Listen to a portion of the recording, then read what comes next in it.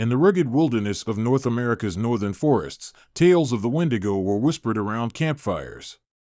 The locals spoke of an ancient, malevolent spirit that roamed the woods, a creature driven by insatiable hunger and an icy cold that chilled the soul. Most dismissed these stories as mere urban legends, the product of overactive imaginations and long, dark winters. But in the small, isolated town of Timberwood, nestled deep within the forest, the legend of the Wendigo was about to become terrifyingly real. It began with the disappearance of a young hiker named Emma Larson. She had set out one crisp autumn morning to explore the dense woods surrounding Timberwood.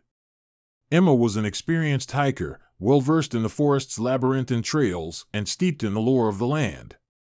She knew the dangers of the wilderness, how easily one could lose their way, how quickly the weather could turn, but she wasn't afraid.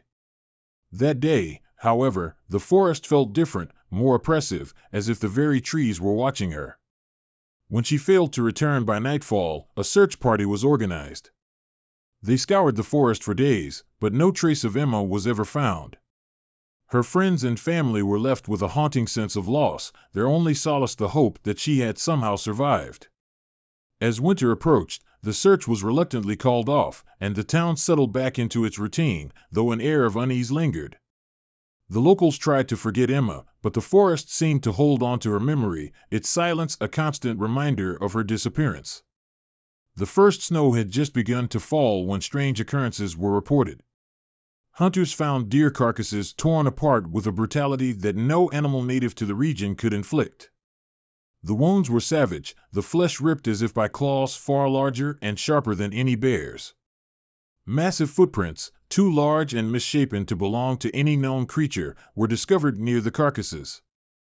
The footprints were elongated, with clawed toes that dug deep into the frozen ground, each step unnaturally spaced, as if whatever made them walked on two legs.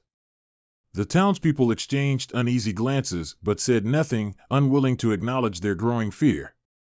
The forest, once a source of livelihood and adventure, was now a place of dread. One night, as a snowstorm raged outside, a local trapper named Hank awoke to a chilling scream. It was a sound unlike anything he had ever heard, half human, half animal, filled with an agony that pierced the soul. He rushed to his window and saw a shadowy figure moving swiftly through the trees, its form barely discernible against the swirling snow. Hank's blood ran cold as he realized the figure was not human. The following day, he found his traps destroyed, the bait taken, and the same monstrous footprints leading away into the forest.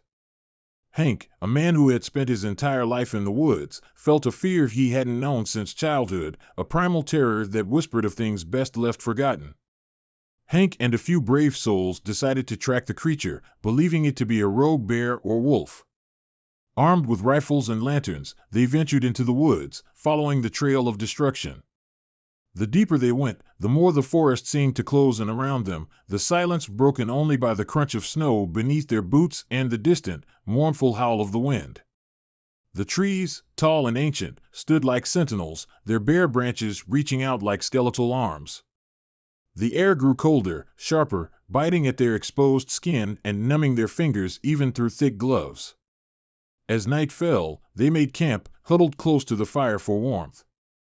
The flames flickered weakly, struggling against the oppressive cold that seemed to seep from the very ground. They took turns keeping watch, but the oppressive darkness and biting cold wore them down. During Hank's watch, he heard something moving just beyond the light of the fire. It was a soft, stealthy sound, like snow being crushed underfoot. He strained his eyes, trying to pierce the shadows, but saw nothing. Yet, the feeling of being watched persisted, gnawing at his nerves.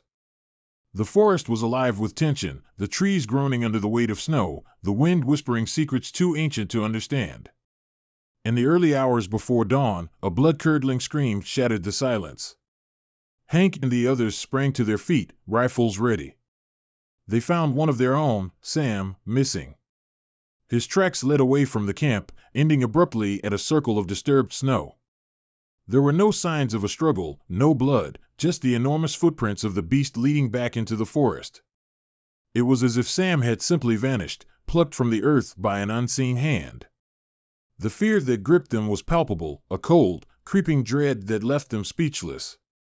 The survivors returned to Timberwood, their spirits broken and their hearts heavy with fear.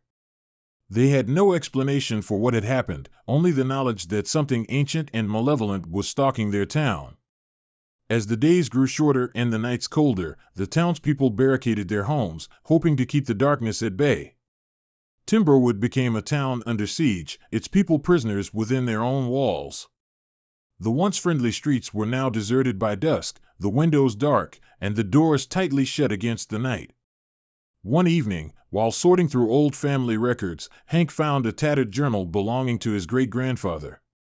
The pages were yellowed with age, the ink faded, but the words still held power. The entries spoke of a harsh winter long ago, when a Wendigo had terrorized Timberwood. Descriptions of the creature matched the reports of the recent sightings, a gaunt, skeletal figure with glowing eyes, its hunger never sated. The journal recounted the desperate measures taken by the townsfolk to drive the Wendigo back into the shadows, measures that Hank realized they would have to repeat. The words carried a weight of urgency, as if his great-grandfather had known that one day, the creature would return. Hank gathered the remaining townspeople and shared what he had learned. They reluctantly agreed to perform the ritual described in the journal, hoping to banish the Wendigo once more. The ritual required specific items, sacred herbs gathered under the full moon, an animal sacrifice offered with reverence, and a pyre to burn the creature's effigy, a representation of the Wendigo crafted from bones and sinew. As they prepared, the Wendigo grew bolder. It lurked at the edge of town, its eerie presence felt by all. Livestock went missing, and children claimed to see a tall, shadowy figure watching them from the forest. Fear gripped Timberwood, but the ritual was their only hope. On the night of the new moon, the townspeople gathered in a clearing at the edge of the forest. The sky was pitch black, the stars obscured by thick clouds that seemed to press down on the earth. They built the pyre and arranged the sacred herbs around it, their hands trembling as they worked. Hank led the ritual, chanting the ancient incantations passed down through generations. The words, though foreign and guttural, resonated with a deep, primal power. The air grew colder, the wind howling through the trees as if in protest. The townspeople huddled together, their breath visible in the frigid air, their eyes wide with fear and desperation.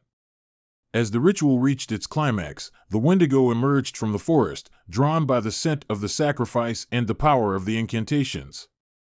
The townspeople gasped as the creature stepped into the light, its emaciated form towering over them, eyes glowing with malevolent hunger. Its body was a grotesque mockery of a human, its limbs too long, its fingers ending in razor-sharp claws. The air around it crackled with a malevolent energy, a cold so intense it burned. Hank stood firm, continuing the chant as the Wendigo advanced.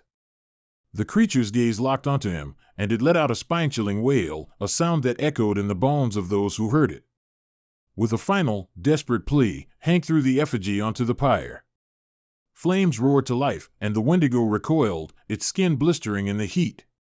For a moment, it seemed as if the creature might be vanquished, its form wavering in the firelight, the glow in its eyes dimming. But then, with a final, furious roar, it lunged at Hank, knocking him to the ground. The townspeople scattered, their courage shattered. The Wendigo vanished into the night, leaving Hank bleeding and unconscious by the fire. His body was broken, but his spirit remained unyielding. The Wendigo had been hurt, perhaps even weakened, but it was not defeated. Hank awoke in his own bed, bandaged and weak. The townspeople had rescued him, but the Wendigo had escaped. The ritual had failed, and the creature remained a lurking terror in the woods. Winter turned to spring, and the immediate threat seemed to diminish. The forest grew lush and green, and the people of Timberwood tried to forget the horrors of the past months. But the fear never entirely left them. They knew the Wendigo was still out there, watching, waiting for the right moment to strike again. The town resumed its quiet, daily life, but a sense of unease lingered. The legend of the Wendigo had become a chilling reality, and the knowledge of its existence hung over Timberwood like a dark cloud. As the years passed, the memory of that terrible winter faded, but the presence of the Wendigo would always linger.